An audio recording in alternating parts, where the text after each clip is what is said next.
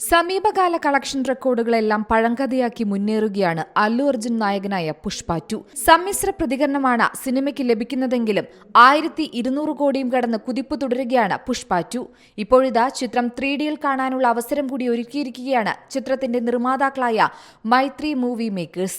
ഹൈദരാബാദിലെ തെരഞ്ഞെടുത്ത സ്ക്രീനുകളിലാണ് പുഷ്പ 2 3Dയിൽ പ്രദർശിപ്പിക്കുന്നത്.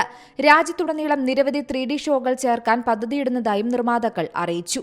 സുകുമാർ സംവിധാനം ചെയ്തിരിക്കുന്ന പുഷ്പയുടെ തെലുങ്ക് പതിപ്പിനേക്കാൾ കൂടുതൽ കളക്ഷൻ നേടുന്നത് ഹിന്ദി പതിപ്പിനാണ്. പുഷ്പ ആദ്യ ഭാഗം ആഗോളതലത്തിൽ 350 കോടിയോളം രൂപയായിരുന്നു നേടിയിരുന്നത്. ഈ തുക 2 ദിവസം കൊണ്ട് പുഷ്പ 2 മറികടന്നു. ആദ്യ ദിനത്തിൽ മാത്രം സിനിമ ആഗോളതലത്തിൽ 294 കോടിയായിരുന്നു നേടിയത്. ഇതും റെക്കോർഡായിരുന്നു. തെലുങ്ക്, തമിഴ്, മലയാളം, ഹിന്ദി, കന്നഡ, ബംഗാളി ഭാഷകളിലാണ് ചിത്രം പ്രദർശനത്തിന് എത്തിയത്. E4 എന്റർടൈൻമെന്റ്സ് ആണ് പുഷ്പ 2 കേരളത്തിൽ എത്തിച്ചത്. അല്ലു അർജുനും രശ്മിക മന്ദാനയും ഫഹദ് ഫാസിലും കേന്ദ്ര കഥാപാത്രങ്ങളായി അവതരിപ്പിച്ച ചിത്രം മൈത്രി മൂവി മേക്കേഴ്സ് ആണ് നിർമ്മിച്ചത്.